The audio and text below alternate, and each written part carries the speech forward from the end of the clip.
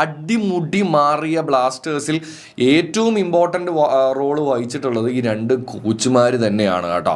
Head കോച്ചായിട്ട് വെച്ചിരിക്കുന്ന TG പുരുഷോത്തമനാണെന്നുണ്ടെങ്കിലും പുള്ളി assist ചെയ്യുന്ന തോമാച്ചനാണെന്നുണ്ടെങ്കിലും രണ്ട് പേരും വന്ന് ഒരു ഒരു ഒരു ചേഞ്ച് ടീമിനുള്ളിൽ ഉണ്ടാക്കിയിട്ടുണ്ട്. അത് നമ്മൾ എടുത്ത് പറയാതെ പോകാൻ പാടില്ല. കാര്യം എന്താണെന്ന് വെച്ച് കഴിഞ്ഞാൽ വേണമെന്നുണ്ടെങ്കിൽ പറയാം, ഇപ്പം നമ്മുടെ മിഖായിൽ സ്റ്റാറെ ഉണ്ടായിരുന്ന സമയത്ത് ഹൈലൈൻ ആയിരുന്നു, സോ അപ്പോൾ ജസ്റ്റ് ഡിഫൻസിലേക്ക് മാറിയപ്പോൾ ഉണ്ടായിരുന്ന ഒരു ചേഞ്ച് എന്നൊക്കെ പറഞ്ഞ് നമുക്ക് ചുമ്മാ നിസ്സാരവൽക്കരിച്ച് കളയാം. പക്ഷെ അങ്ങനെയല്ല.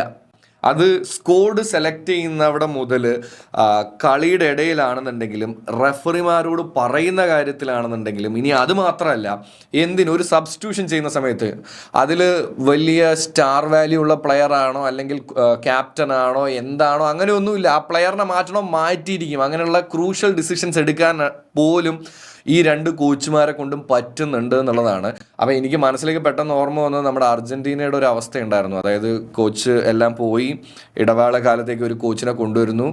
ആ കോച്ചാണ് പിന്നീട് അങ്ങോട്ട് അർജന്റീനയിൽ അത്ഭുതം സൃഷ്ടിച്ചിട്ടുള്ളത്. അതുപോലെ സൃഷ്ടിക്കാൻ സാധിക്കും എന്നുള്ളതാണ് ഞാനും വിശ്വസിക്കുന്നത്. എന്തായാലും നമുക്ക് നോക്കാം. ഇപ്പം നിലവിലെ സിറ്റുവേഷൻ നോക്കുകയാണെന്നുണ്ടെങ്കിൽ കഴിഞ്ഞ 5 മത്സരങ്ങളിൽ നിന്ന് നമ്മൾ അത്യാവശ്യം നല്ല ബെറ്റർ ആയിട്ടുള്ള ഒരു ബ്ലാസ്റ്റേഴ്സിനെയാണ് കാണുന്നത്. സോ അപ്പോൾ ആ ഒരു സമയത്തേക്ക് പുതിയൊരു കോച്ചിനെ കൊണ്ടുവന്ന് വീണ്ടും സിറ്റുവേഷൻ ക്രൂഷ്യൽ ആക്കണോ എന്നുള്ളൊരു ചോദ്യവും കൂടെ അവിടെ കിടപ്പുണ്ടെന്നുള്ളതാണ് കേട്ടോ.